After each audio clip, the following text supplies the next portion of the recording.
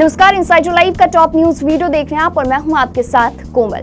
झारखंड की Ankita murder case में जांच के लिए एसआईटी का गठन कर दिया गया है। मुख्यमंत्री हेमंत सोरेन के निर्देश के बाद पुलिस महकमा इस केस की जांच को लेकर अब एक्टिव हो गई है। एसपी दुमका के नेतृत्व में एसआईटी की टीम बनाई गई है जो अब अंकिता मर्डर केस की जांच करेगी। मामले की गंभीरता को देखते हुए एसपी दुमका द्वारा केस की पूरी निगरानी की जा रही है। दुमका की अंकिता को जिंदा जलाकर उसकी हत्या करने के मामले में मुख्य आरोपी शाहरुख सहित 2 आरोपियों को गिरफ्तार किया जा चुका है। झारखंड पुलिस मुख्यालय के एडीजी एमएल मीणा ने इस बारे में जानकारी देते हुए बताया कि केस में हर पहलू से जांच की जा रही है। घटना के बाद फॉरेंसिक और सीआईडी की टीम भी दुमका स्थित अंकिता के घर पहुंची और घटना स्थल की जांच कर रही है। इस मामले में खुद एडीजी के पहुंचने के बाद जांच में तेजी आई है। रिम्स में इलाज के दौरान हुई मौत के बाद अंकिता का अंतिम संस्कार सोमवार को दुमका में किया गया था। इस घटना के बाद झारखंड के लोग खासे आक्रोश में हैं, खासकर पुलिसिया कार्यशैली को लेकर। सामाजिक कार्यकर्ताओं के एक शिष्टमंडल ने इलाके में डीआईजी से मुलाकात कर इस केस में एसडीपीओ को अविलंब हटाने की मांग की है। लोगों का कहना है कि इस केस की जांच में एसडीपीओ नूर मुस्तफा की भूमिका काफी संदिग्ध है। अंकिता की मौत के बाद एक वीडियो भी सामने आया है जिसमें वो अपना बयान दे रही हैं और हत्यारों के बारे में बता रही हैं।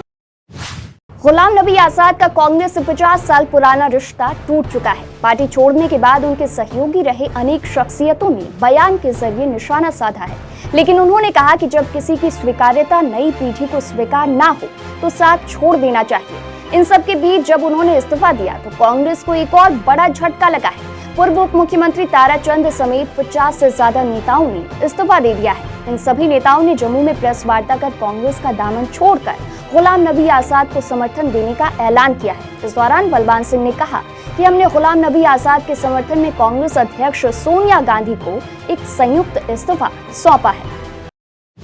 दिल्ली में आबकारी नीति में कथित घोटाले के आरोपों का सामना कर रही आम आदमी पार्टी की मुश्किलें कम नहीं हो रही। अब दिल्ली के मुख्यमंत्री सीएम अरविंद केजरीवाल को अन्ना हजारे ने चिट्ठी लिखी है और कहा है कि आपने स्वराज पुस्तक में बड़ी बड़ी बातें लिखी थी, लेकिन आपके आचरण पर उसका असर नहीं दिख रहा है। इसके साथ ही अन्ना हजारे ने चिट्ठी के जरिए शराब से जुड़ी समस्याओं को लेकर सुझाव भी दिया है। चिट्ठी में अन्ना हजारे ने लिखा है कि आपने स्वराज नाम की किताब में आदर्श बातें लिखी थी, तब आपसे बड़ी उम्मीद थी, लेकिन राजनीति में जाकर मुख्यमंत्री बनने के बाद आप आदर्श विचारधारा को भूल गए हैं। जिस तरह से शराब का नशा होता है उसी तरह सत्ता का भी नशा होता है। ऐसा लग रहा है कि आप भी सत्ता के नशे में डूब गए हैं।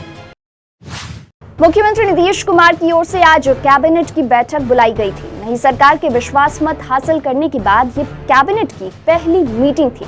मंत्रिपरिषद की बैठक में आज महत्वपूर्ण एजेंडों पर मुहर लगी है। मधुबनी के बिहुल नदी पर बियर योजना निर्माण कार्य के लिए 68 करोड़ 64 लाख 63 हजार की प्रशासनिक स्वीकृति दी गई।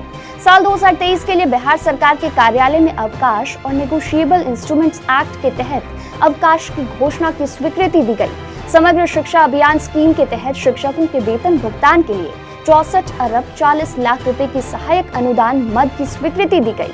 बिहार में बालू घाट को अगले 5 वर्षों के लिए बंदोबस्ती की ई नीलामी से कराने के लिए प्रथम वर्ष के लिए सुरक्षित जमा राशि का निर्धारण, जिला सर्वेक्षण प्रतिवेदन में आकलित खनन योग्य बालू की मात्रा और स्वामित्व के आधार पर किए जाने की स्वीकृति दी गई है। बालू के स्वामित्व दर के पुनरीक्षण के लिए नियमावली में संशोधन को स्वीकृति दी गई है। दिल्ली के उप मुख्यमंत्री और शिक्षा मंत्री मनीष सिसोदिया के वसुंधरा स्थित पंजाब नेशनल बैंक में लॉकर की जांच आज केंद्रीय जांच एजेंसी की टीम ने की। इस जांच को लेकर मनीष सिसोदिया ने कहा कि आज मेरे बैंक लॉकर में कुछ भी नहीं मिला। जैसे सीबीआई छापे के दौरान मेरे आवास पर कुछ भी नहीं मिला था।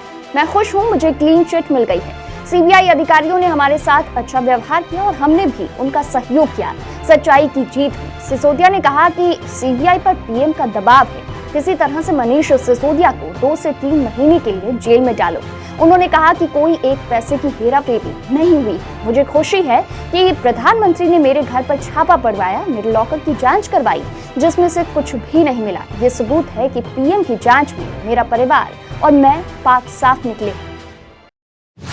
सुप्रीम कोर्ट ने उत्तर प्रदेश की अयोध्या में विवादित ढांचे को ढहाए जाने से संबंधित सभी मामलों को बंद करने का फैसला लिया है। कोर्ट ने इसे लेकर दायर अवमानना की सभी याचिकाओं को भी बंद कर दिया है। इससे बीजेपी के कुछ बड़े नेताओं को बड़ी राहत मिली है। अदालत ने उमा भारती, मुरली मनोहर जोशी समेत कई दिग्गजों के खिलाफ चल रहे अवमानना केस को रद्द कर दिया है। ये सभी याचिकाएं 1992 में विवादित ढांचे को गिराए जाने से रोकने में विफल रहने के लिए प्रदेश सरकार और इसके कुछ अधिकारियों के खिलाफ दायर की गई थी।